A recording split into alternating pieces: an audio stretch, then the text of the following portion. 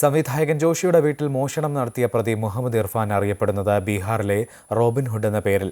സമ്പന്നരുടെ വീട്ടിൽ മോഷണം നടത്തി അതിലൊരു വിഹിതം പാവങ്ങൾക്ക് നൽകുന്നതിനാലാണ് ജനങ്ങൾ ഈ പരിവേഷം നൽകിയത്. ഒരു സിനിമാ കഥ പോലെയാണ് റോബിൻഹുഡ് എന്ന മുഹമ്മദ് ഇർഫാന്റെ കഥ. സഹോദരിയുടെ വിവാഹത്തിന് വേണ്ടി തുടങ്ങിയ മോഷണം പിന്നീട് അത് പതിവാക്കി. ആർഭാട കാറുകളിൽ സഞ്ചരിച്ച് വലിയ വീടുകൾ ലക്ഷ്യമാക്കി മോഷണം നടത്തുന്നതാണ് രീതി. കൊച്ചിയിലെത്തിയതും ഇതേ ലക്ഷ്യവുമായി. കുറച്ച് പോഷ് റെസിഡൻഷ്യൽ ലൊക്കാലിറ്റി ഗൂഗിളിൽ സെർച്ച് ചെയ്തിട്ട് അവിടെ വന്ന് പിന്നെ റാൻഡായിട്ട് സെർച്ച് ചെയ്യുന്നതാണ് പ്രാഥമികമായ അന്വേഷണത്തിൽ അറിയാൻ സാധിച്ചത്. പാവങ്ങളെ സഹായിക്കാൻ വേണ്ടി മോഷണം നടത്തുന്ന ഒരു ശരിയായ രീതിയായിട്ട് എനിക്ക് തോന്നുന്നില്ല.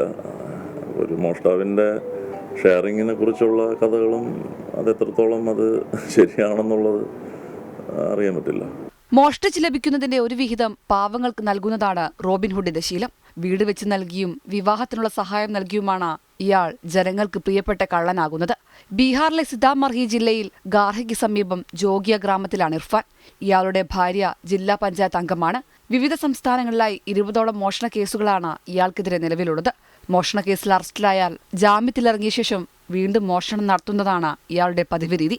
പക്ഷേ കേരള പോലീസ് വെറും 15 മണിക്കൂർ കൊണ്ടാണ് പ്രതിയെ വലയിലാക്കിയത്. അമൃത ന്യൂസ്, കൊച്ചി.